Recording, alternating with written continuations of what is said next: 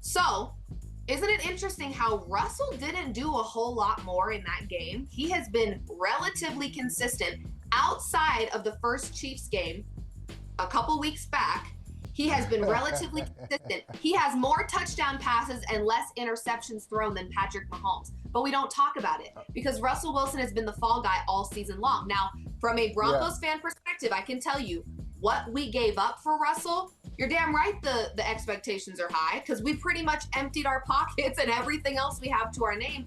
But I want to say that what I noticed from that game is that Russ has not been the issue. When he finally had his teammates show up around him, they won. And they won in a very good way.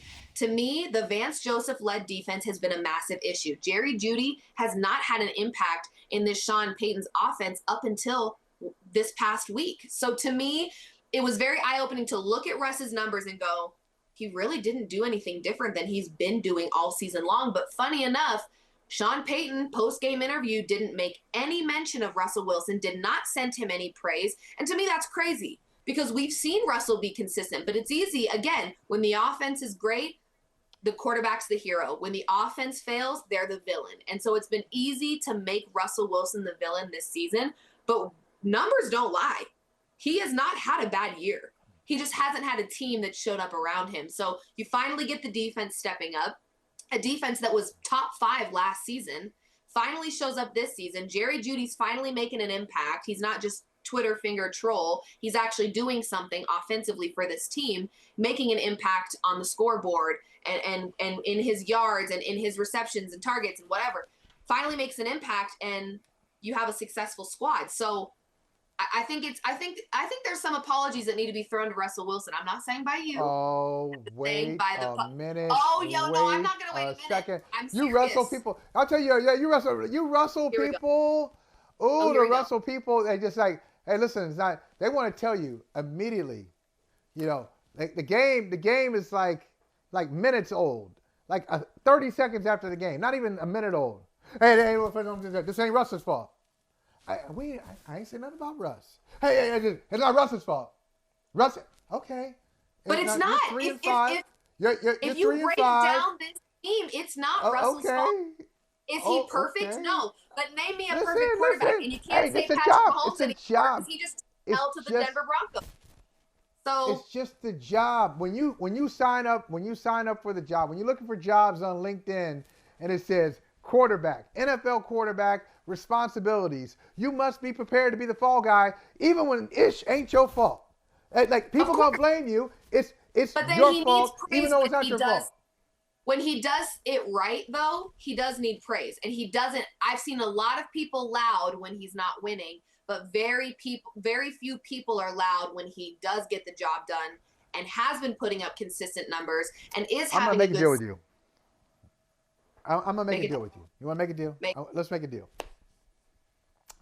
I will give Russ, as a matter of fact, I will begin a show, do my own Denver Broncos, Denver, Colorado block. I will give Russ his praise, everything, and apologies when they go over 500.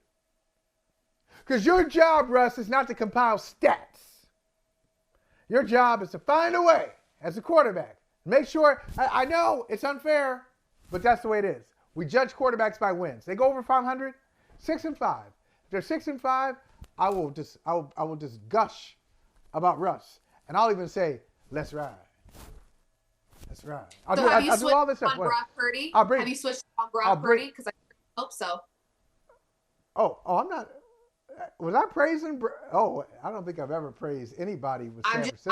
I'm not speaking to you directly, but that same argument. I don't think I've praised any aspect of the organization, except for those uniforms. Great uniforms. Best uniforms in sports. But other than that, no. And here's the other thing. Because I'm going to make a deal. I'll praise Russ. You can put the music on. Put the music. It's like Dion. Since it's Colorado, I'll just say, I'll end it with the Dion phrase. Play my music. Play my music. No. So I'll make a deal with you. I'll praise Russ when they go over 500. And I'll give some love to Jokic. Got to win a second title. Win that second title, I will call you the best player in the world. The second one. It's exhausting. The second one. No one, no, listen, no one ever calls. If you are a one title person, no one calls you the best ever if you got one title. No one. They never. Two, different conversation. Two, What you if can he enter the gets third conversation. MVP? If he gets what? What if he gets his third MVP this season? How often do we see that? Regular season. He's speechless. Regular He's season. speechless. No, I'm not, because you don't know. You haven't heard my rant on MVPs. Regular season MVPs. I don't care about regular season MVPs. I'll just go ahead and say it. I don't care about regular season MVPs. My holy MVP, the holiest of holy, is the Finals MVP. So, hey, get that title. Get that title. Okay. We're good. Fair enough. Best player in the world, though. You said it. You just said it with authority. Hey, thank you for watching Brother from Another. If you haven't hit that subscribe button, go ahead and do that now. Don't forget, you can catch us 3 to 4 weekdays on PeacockTV.com and on Sirius XM Channel 85.